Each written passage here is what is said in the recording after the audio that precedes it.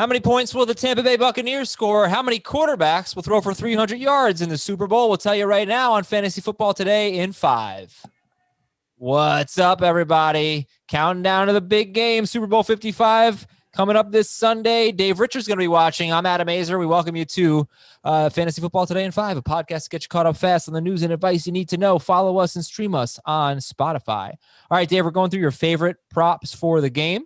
And first of all, just a quick news item. Antonio Brown seems to be trending in the right direction. We'll see if that affects the Chris Godwin prop that we're going to be talking about soon. But you want to start your favorite one, the Buccaneers, 27.5 points. You're going over or under? I'm going over that one. They've scored at least 30 points in 6 straight games. That's a good start right there for them to get over it. And who's got the better defense in the game? Let's just be honest. I think it's Tampa Bay that's got it. And they're playing at home. I do think this is going to be a very high-scoring game. It wouldn't surprise me if both teams get into the 30s. I think Tampa Bay can get you 28 points. And it's plus 110, Adam. So you don't have to lay any juice. You get the juice back. It's my favorite prop on the board. I like apple juice, or like, what do we? Let's go with pineapple juice. Oh, a little sweet, a little sweeter right than your typical orange juice. Watermelon juice would also be quite delicious. Not for me. All right, Chris Godwin, 73.5 receiving yards. Over or under? I'm taking the over, and it's minus 125. So all the juice that you're getting on the previous prop, you've got to go and pay back here. But I like the fact that he's been big in Brady's big games. You can see that correlation just in fantasy points. When Brady had a big game, Godwin was there getting big fantasy points. But I went back and checked. In the games that they played together during the regular season, Godwin accounted for 23.9% of Brady's yardage. That's pretty good. In the playoffs, 3 games in the playoffs, 25.9% of the yardage. So let's just say that Tom Brady throws for 300 yards and say we get it right around 25% of that. What's 25% of 300 yards?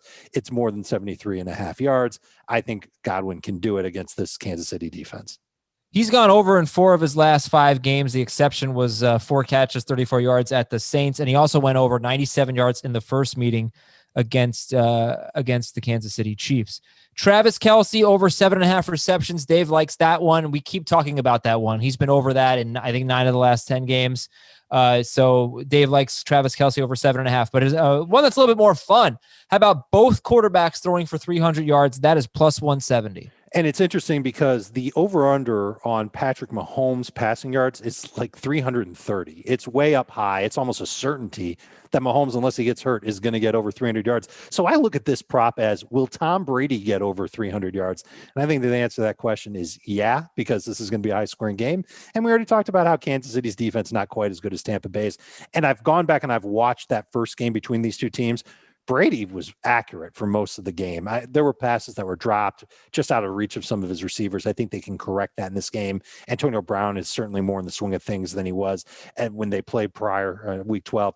I think you're going to see Tom Brady have over 300 yards. This is a fun one, and it's plus 170. So the odds are fantastic.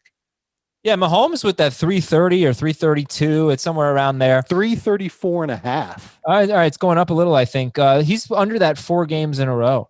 And he was under 280 yards in 3 of his last 4 games, threw for 325 yards against the Buffalo Bills. Right. He got back on track against the Bills, and he was on pace to be over 300 yards against Cleveland before he got hurt. Okay. And then let's talk about your last one here. Rob Gronkowski to score a touchdown, plus 250. This guy is not really getting a lot of targets in the postseason. Rob Gronkowski, will he score a touchdown? I just like the odds more than anything else. The fact that it's 2.5 to 1 on Gronk, who's been a security blanket for Tom Brady, not just through most of this year, but also in past Super Bowls, can get going there. The Chiefs have allowed a touchdown to a tight end in 3 of their past 4 games. I know Cameron Brate scored last week. I know that Cameron Brate is basically running almost as many routes as Rob Gronkowski, and he's got a better yards per route run. But we're not talking about yards per route run here, Adam. We're talking about touchdowns, and I think Gronk can take advantage and find the end zone. Plus 250 makes it great. That's the real. If this were like plus 150, I wouldn't touch it. It's the 250 that gets me interested. Yeah, and Frank Stanfield earlier on Fantasy Football Today in 5 earlier this week talked about betting on Gronkowski to score the first touchdown. So you get some very favorable odds there as well. That's Dave Richard. I'm Adam Azer. This is Fantasy Football Today in 5. We've got another episode of Prop. Actually, I think we have 2 more. We have Jacob Gibbs and Jamie Eisenberg later this week. And on the Fantasy Football Today show, the big extended version, an in-depth Super Bowl preview on Friday. We'll talk to you then. Want more of the Fantasy Football Today podcast and nonstop year-round fantasy advice? It's simple. Hit the subscribe button and hang with us all throughout the year.